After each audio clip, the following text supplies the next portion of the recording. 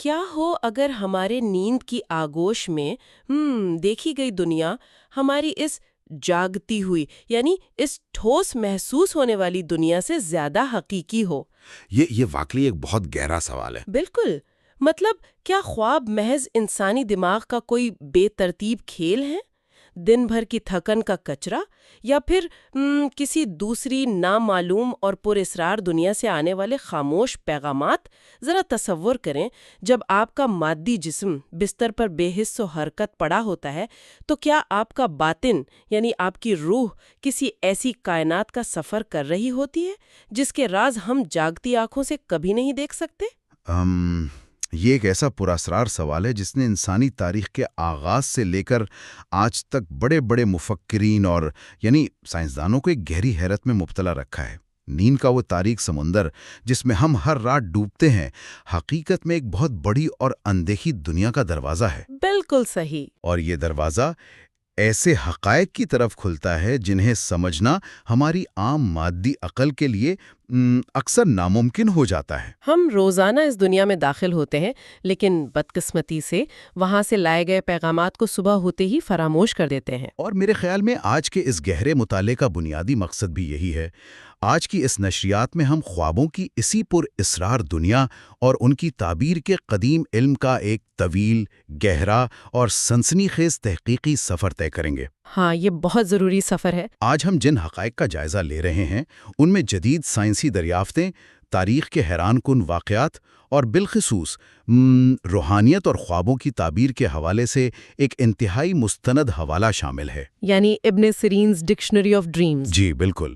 ہمارا مشن یہ ہے کہ ان خفیہ پیغامات کو ڈی کوڈ کیا جائے جو انسان نیند کی گہرائیوں میں وصول کرتا ہے۔ اگر ایک تشبیہ دی جائے تو مطلب خواب ایک ایسی سربمہر چٹھی کی طرح ہے جو کسی دوسری جہت سے ہمارے نام آتی ہے۔ یہ چٹھی ایک خفیہ زبان میں لکھی ہوتی ہے جو عام طور پر ہمیں سمجھ نہیں آتی۔ ہاں، اور زیادہ تر لوگ اس کی زبان سمجھے بغیر، اسے پڑھے بغیر ہی صبح کوڑے دان میں پھینک دیتے ہیں۔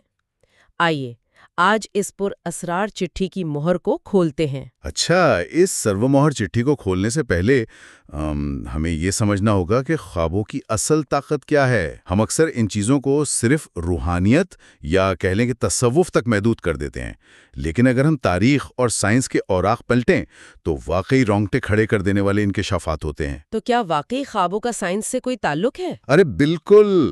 خوابوں نے ہماری اس ٹھوس مادی دنیا کی تاریخ کو مکمل طور پر بدل کر رکھ دیا ہے۔ یہ محض خیالات کا دھواں نہیں ہے، انہوں نے مادی دنیا میں ایسے انقلاب برپا کیے ہیں جن کی بنیاد پر آج کی جدید دنیا کھڑی ہے۔ یہ بات واقعی حیران کن ہے۔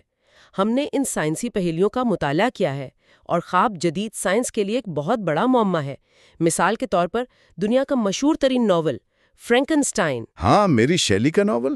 بالکل، میری شیلی نے اسے لکھنے سے پہلے مکمل طور پر ایک خواب میں دیکھا تھا۔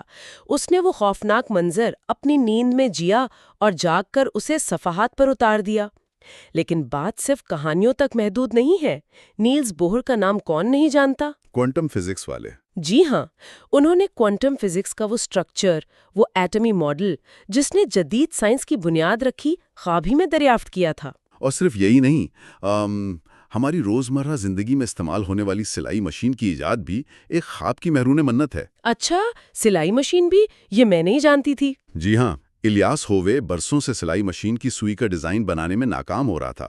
اسے سمجھ نہیں آ رہا تھا کہ دھاگا کہاں سے گزارا جائے۔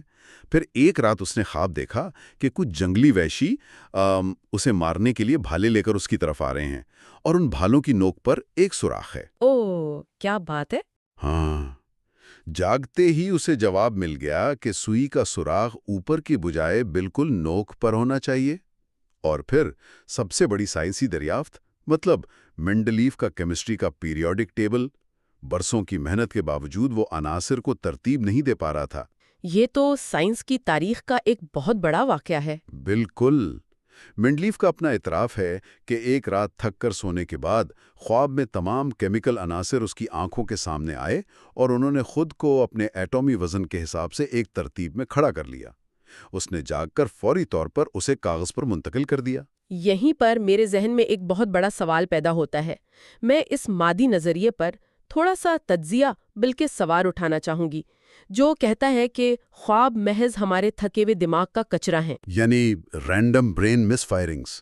ہاں، دن بھر کی سوچوں کی بے ترتیب ری سائیکلنگ۔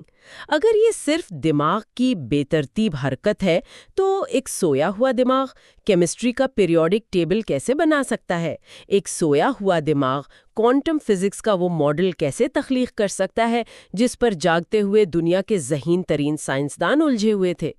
کوئی بھی مشین آف ہونے کے بعد کچرے سے سونا تو نہیں بنا سکتی ہے نا؟ بالکل صحیح کہا آپ نے۔ اس کا سیدھا سا مطلب یہ ہے کہ نیند کی اس گہلی کھائی میں ہمارا شعور کسی ایسے لامحدود علم سے، کسی ایسے سوچ سے جڑ جاتا ہے جو جاگتے ہوئے ہماری عقلی پہنچ سے دور ہے۔ یہ بہت ہی زبردست اور گہری بات ہے، اور جدید سائنس ابھی تک اس کیسے اور کیوں کے جواب میں الجھی ہوئی ہے۔